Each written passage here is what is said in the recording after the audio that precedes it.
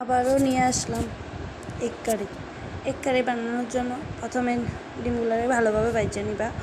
ভাজার পরে দিয়া গরম মশলা, এলাচি, দারচিনি এগুলো দিয়া, পেঁয়াজগুলো দিয়া, হলুদ লবণ এগুলো দিয়ে ভালোভাবে ভাজে নিবা। ভাজা হয়ে গেলে তারপরে দিয়ে এটার মধ্যে লঙ্কা গুঁড়ো, জিরে গুঁড়ো এগুলো সব কিছু দিয়ে ভালোভাবে মশলাটা কষাইতে লাগবে। ভালোভাবে মশলাটা কষানো হয়ে গেলে তারপরে তোমরা দেবে যেমনি মশলা থেকে তেলটা না বার হয়, মানে ভালোভাবে কষাতে হবে। যতটুকু মশলা কষানো হয় ততগুলো রান্নার স্বাদ হয়, তাই নাকি গো? আমিও কিন্তু বড়দের থেকেই শিখেছি। তারপরে যে এটার মধ্যে যতটুকু মানে তোমাদের যতটুকু ঝুলের প্রয়োজন দরকার অতটুকু, এগ কারিতে তো বেশি ঝুলের প্রয়োজন হয় না, তার জন্য আমি অল্প জলেই দিয়েছি। অল্প জলটা ফুটানো হয়ে গেলে তারপরে আমি এগুলো দিয়ে দিয়েছি। দিয়ে দেওয়ার পরে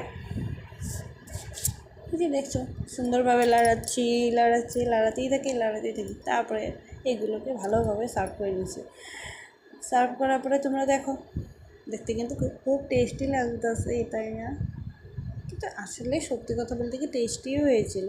আমি অল্প ম্যাগি মশলা অ্যাড করি, তোমরা করো নি কি গো এগ কারিতে ম্যাগি?